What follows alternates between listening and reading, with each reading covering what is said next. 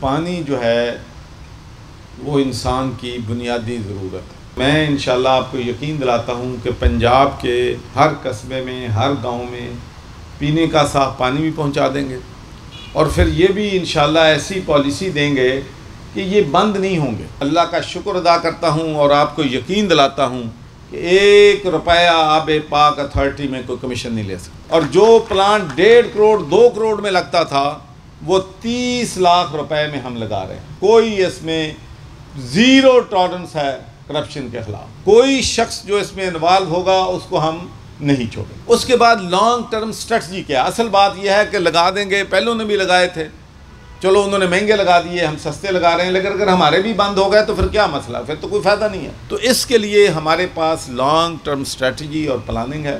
ایسا filtration plant جس کے فلٹر ٹھیک نہیں ہے، گندا پانی دے رہا ہے، وہ لوگوں کو موت دے رہا ہے۔ جتنے بھی پنجاب میں واٹر اسکیمیں اور فلٹریشن پلانٹ بند پڑے ہیں، ہم انشاءاللہ اس پہ پورا کام کر کے ان کو بھی چند مہینوں میں انشاءاللہ ہم اس کو بھی ورکنگ کر کے ان کو چلا دیں۔ اینڈ آف دسمبر تک اللہ کے فضل و کرم سے ہم 76 لاکھ لوگوں کو پینے کا صاف پانی پہنچا دیں۔